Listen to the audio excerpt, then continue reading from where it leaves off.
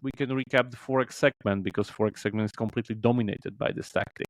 And you see here that, yeah, Chinese companies are rolling everyone over. Like, long gone are the days of Machine Zone being on the top with Mobile Strike and Game of War. It's now all Chinese companies, either Century Games or River Game or some guys from the... It's 4 a.m. and we're rolling the dice. Matei drops knowledge made of golden eyes. Felix with ads making those coins rise. Jakub designs worlds chasing the skies. We're the 2.5 gamers, the midnight crew, talking UA adverts and game design too. Matei, Felix, Jakub bringing the insight. We're rocking those vibes till the early daylight. Matei, UA, master eyes on the prize, tracking data through the cyberspace skies. Felix stacks dollars like a wizard in disguise. Jakub's crafting realms lift us to the highs. 2.5 gamers talking smack. Slow hockey stick, got your back. Ads are beautiful, they light the way. Click it fast, don't delay.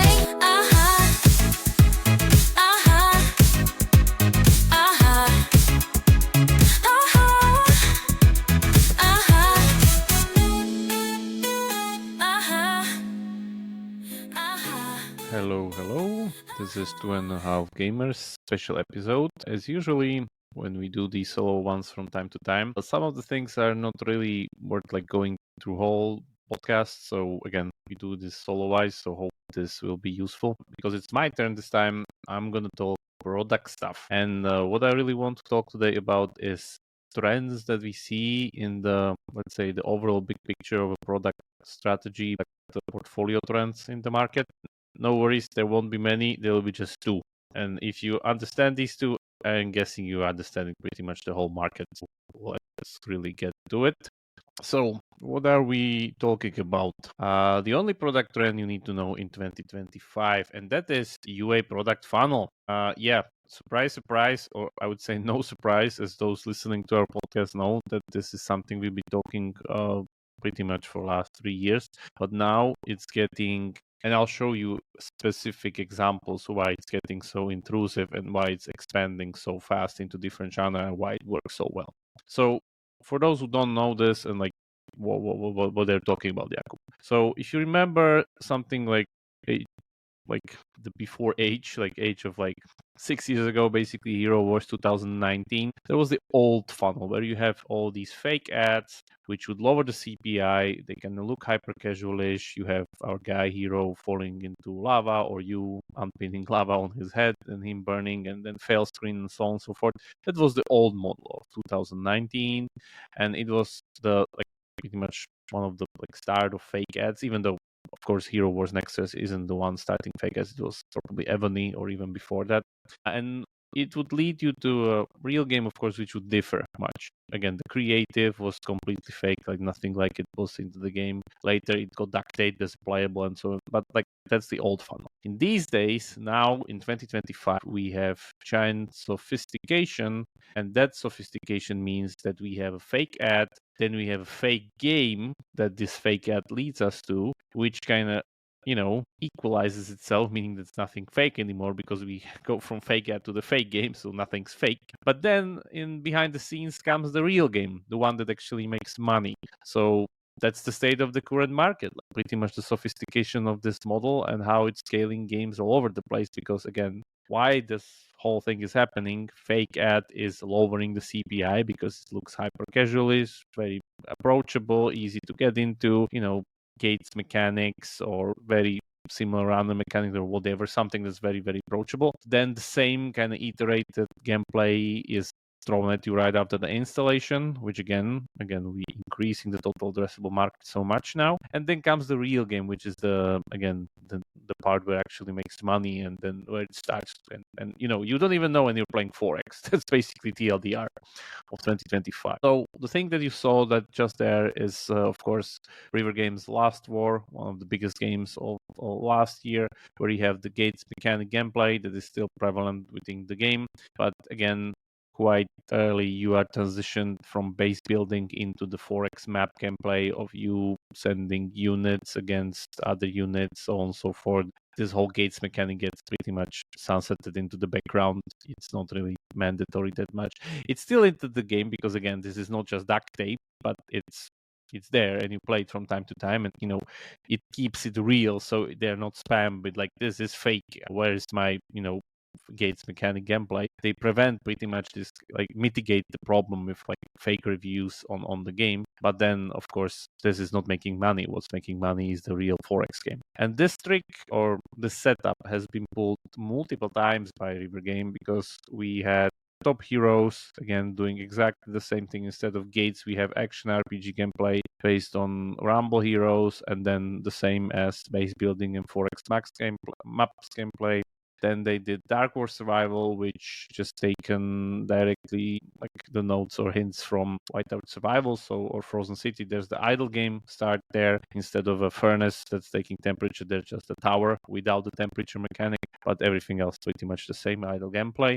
And then of course we have some auto battler and the Forex and the base building. And then we have the latest one from their pretty much portfolio, which is Last Z, which again kind of exact same thing as Last War, but they added AI waifus into the mix, and of course they built even AI OnlyFans into it. If you want to watch again a specific episode on each of these games, we have them on the podcast, so feel free to do so, where we talk in great detail about them. But yeah, who would have thought Last Z is currently doing the best out of the new ones, but still you see how giant is the growth of this kind of tactic and this whole setup that River Game portfolio is currently experiencing.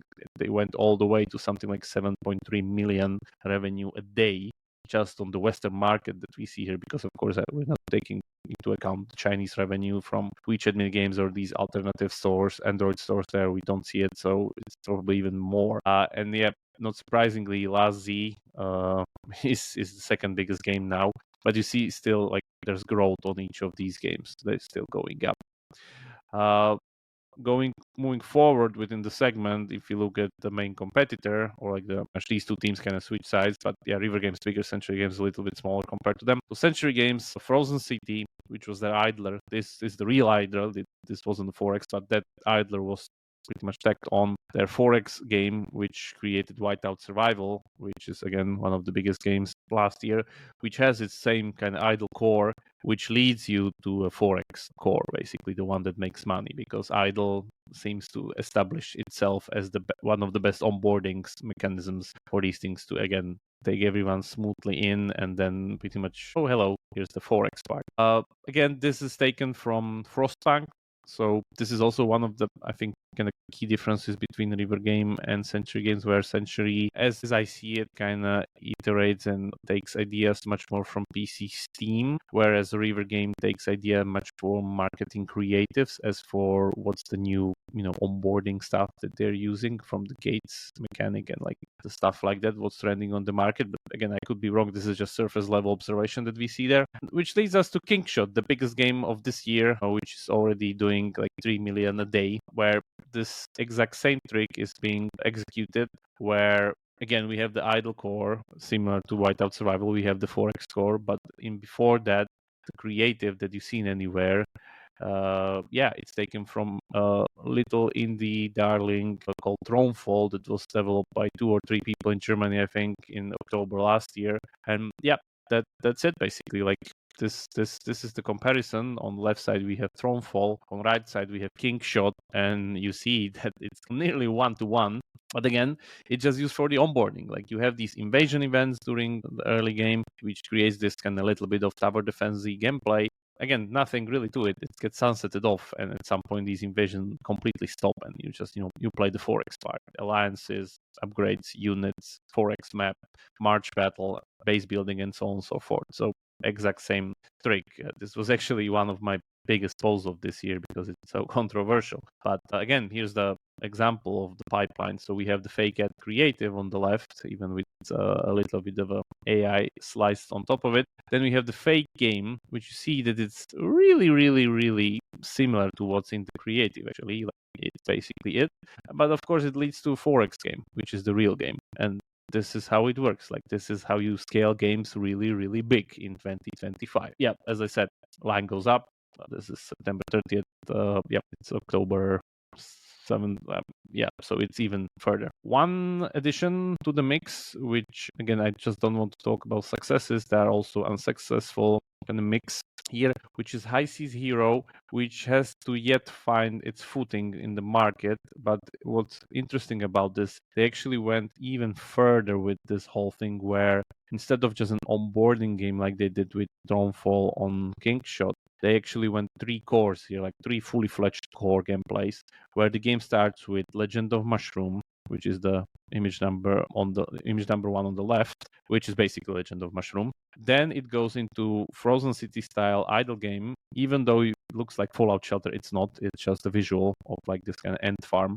But in the end, it's basically Frozen City. It's the temperature, the idle part of it, everything. And then goes to the Forex. So we have actually 3 cores. But it seems this was a little bit either too much or something's not working for it, because the game is again struggling to get higher scale or bigger traction recently. So I guess Century is still iterating on it, and we'll see what happens with it further down the line. But yeah, as I said, very interesting case. Not everything's a success always, even if you're one of the biggest companies out there. Which again, we can recap the Forex segment, because Forex segment is completely dominated by this tactic.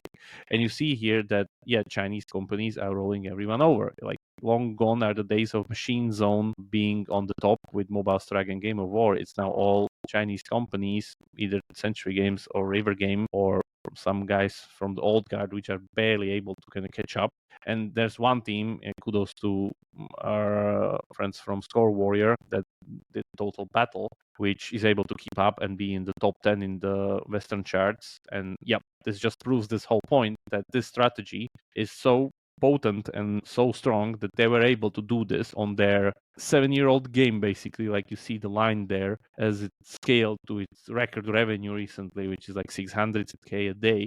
Of course, the Forex, but they have the gates mechanic. They have, again, base building Forex gameplay. They have a few of their own tricks where they do this like simulated Forex in town. Again, we have a separate episode on this if you want to really go deep on this, how they do it and how they execute this. Kudos to the team. Like, again, just proves the point that this strategy just works very well if it's executed properly, which is the key, because not everybody can do that. Moving on. Again, this is not exclusive to Forex. We see this all over the place. That's why I'm talking about this, because it's creeping everywhere. We see it constantly with puzzle. So Royal Match, for instance, here you have the same thing. We have the fake ad where, you save the king, gets killed in thousands of different ways. But then you have King Nightmares, which is every 10th level, there's this like optional level of you having either time-based limit or some kind of different flavor of gameplay where there's actually something happening similar to the creative and you need to save the king. And of course, just flavor between. Of course, the real game is the one that makes money and that drives the revenue and the whole engagement and everything. The same goes for play rigs. So with like this is an example for Gardenscapes, where you have the pin puzzle creators basically, and they are slotted into the level saga from the early onboarding. Like, I think it's every second level, even some right after each other. Again, exact same concept as you see here, and then of course it leads to real game. Yeah, this brings me also to the notion that old guard, as I said, is barely catching up, because here we have Lilith portfolio, for instance, where in 2020 they were doing like 120, 30 million revenue with AFK Arena and Rise of Kingdoms, and they were the kings of the Forex market back then, but now they're heavily declined and they're barely catching up. And if you look at their games recently, they are pretty much trying to catch up and hopping on this exact same setup, where what they took is pretty much Palworld. So they have this game called Palmon Survival, which is taken from Palworld, the Steam indie hit of 2024, scale up hit. Again, it was first released, or let's say scaled somewhere like between January and February. Didn't really go well, but now it seems they finally found their footing and they're slowly scaling it up. And it's the exact same setup. You have the Pokemon style, Palworld style minigame where, these guys fight against each other. It's even first person. Then you have this base, which again is reminiscent of Palworld's kind of farm factory, whatever, building stuff. It looks like Dreamdale actually. And then of course it leads to Forex. And that's it. Like, these guys are catching up. That was it, even though they were the innovators before in 2020. And same goes for FunPlus, because FunPlus again on its top during 2020, 2021 has declined heavily. And you can see it that, let's say, one of the recent releases, which is DC Dark Legion, where they even have the IP, the DC IP, not Marvel, but still pretty potent IP, but didn't really work well. It's just declining from its launch in March all the time. And if you look at the other hand, one of the other even more recent games, which is called Tile Survive, it's exactly basically a copy of Dark War Survival from River Game, where again, idle core, Forex map, base building, auto battler, and that's it. Zombies, of course, and that's it. And this game is already over the DC Dark Legion game. It's like 50k a day and scaling up, also like 100k downloads a day, because again, same exact setup. So yeah, they're just barely catching up, I would say, because Century and River Game is pretty much steamrolling the whole Forex genre and moving even into different genre basically with this concept. We already see it with like Tasty Travels, for instance, that Century Games is doing. The most recent trend where we see this regarding like, but Jacob, this just works in Forex puzzle and like not applicable to other genre. Of course it is. And I think this is the important part of this whole discussion that I'm having here, that it will proliferate to other genres. Because let's take, for instance, social casino. That's a very relevant genre. So social casino games throughout the years, you see, they had this very unique evolution of trying to kind of hide the slot machine into something different. We have the spin wheel, we have the, not the really, really social casino hardcore games. We have this like casual casino games here, starting with something like Pirate Kings. Then we go Coin Master, Board Kings, Twiggy Go, Dream Dice.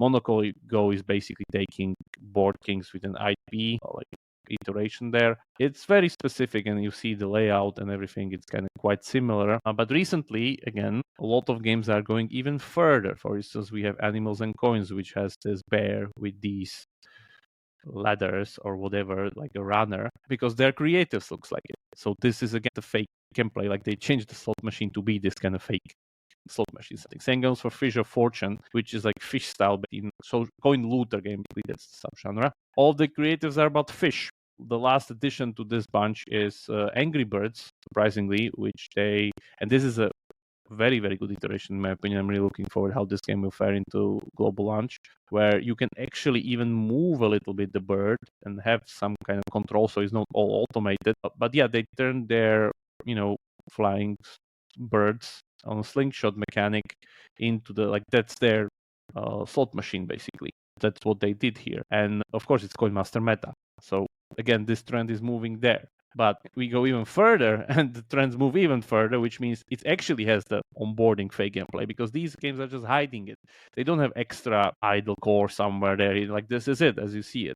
They all have Coin Master meta, but the slot machine is just hidden better. But here we have, we don't even try to hide the slot machine. This is Carnival Tycoon, where you literally start as a theme park with, this is the idle core, like idle-based theme park.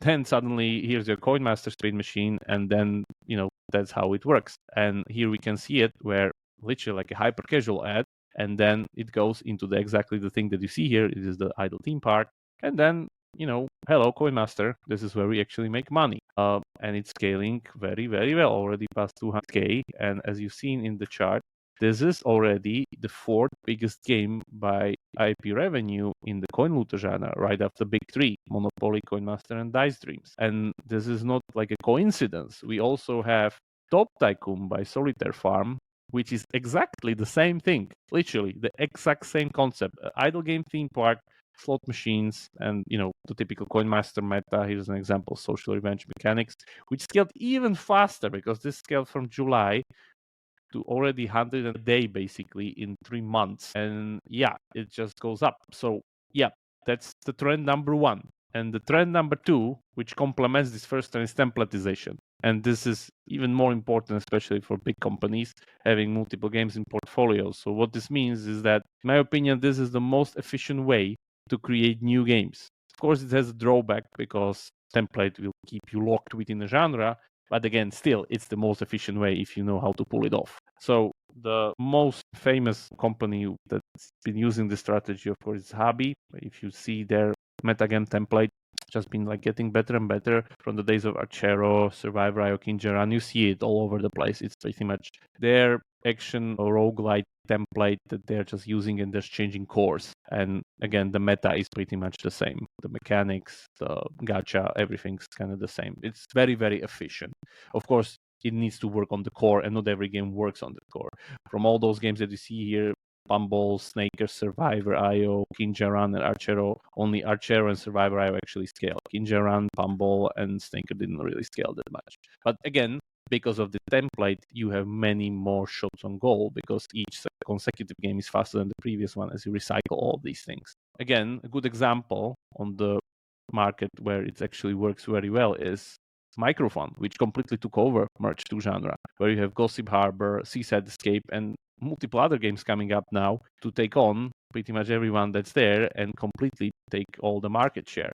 Here we have an example of, like, on the left side we have Gossip Harbor, then we have Seaside Escape, the two big hits there, and then we have Flambe Merchant Cook, which is one of their recent games, and even a new soft launch game called Icy Hearts. Ironically, because it's all based on Freezing Families creators, but you see it how it's done. The guy with the baseball cap on the left in Gossip Harbor is basically the exact same guy in the Icy Hearts on the right. Yeah, it's just very, very efficient if you are able to pull it off. Of course, they change stuff and like the metas and like some different things are there, but it's merged too pretty much all over the place as you see here. Very, very similar setup. And that's why, again, Flamby, which is scaling from this year's May, is doing already 100K a day easily, basically. We don't really need to go that far into Asia or, like somebody in the West. Of course, some people in the West are doing this already. Here we have an example from Grand Games, like the game Magic Sword, which Grand Games is pretty much taking on these like unconventional puzzle subgenres, which is like sword, block jam or block itself. Basically, they have the Blockstar game released in new, but you see it like it's based all on a template basically, and it's done very, very well already in the market. Same thing goes for Spy Games, by the way. After like a successful social casino game, they pretty much went on like a spree of Tilebusters, Splitbusters, Cubebusters, again, all doing like unconventional puzzle subgenres on the same metagame. So again, we don't need to go that far. It just works very well. One that I would mention from the bunch would be MiHoYo, which again, they just changed the course. They have exactly the same metagame. You see those two pictures on the bottom left side, we have Genshin. On the right side, we have Honkai Star Rail. You see that even the setup here on the layout of like inventory pieces is the same. What they do is just like cleverly recycle the meta. But this is kind of a drawback because they have been completely saturated their category with their scale. So you see that even though they already are on the third game, the revenue is going down. We still don't see the PC revenue in China and, yada, yada, yada, all these other things. But mobile-wise, it doesn't seem that the fourth game would actually help them here. So as I said, it's a tricky thing with these templates. Last things, of course, is all the other games I showed you in the first part of the trend I could talk about using templatization. River Game is using templatization even for their onboarding setup, their way. Century Games is using templatization for their idle core, for their Forex core. Like, in order to pull out these fast new games, like you just need to pull them very, very specifically and precisely within those templates. Like you see the UI layout, everything on between White House Survival and King Shot is nearly identical. The good thing about templates is that they upgrade if you know what you're doing. For instance, Habby, the latest template, Whittle Defender, or Archero 2, Capybara Go, it's like an upgrade. They took a lot of elements from Legend of Mushroom and put it there into their signature template. So it grows stronger, even though your games fail. You salvage it and move faster. But as I said, there are drawbacks. So let's see. And this is pretty much it. Thanks for listening. If you have any questions, write down into the comments below. Join our Slack channel. I think we'll see more and more genres being, or let's say, going to use this setup, and this trend proliferates even more and more. And I'm guessing that either again, it's driven mainly by UA, current market situation. If nothing changes, this will be just like the only way to scale your game to very high scale profitably or like consistently. Just no way around it. Thanks again and see you around. Bye bye.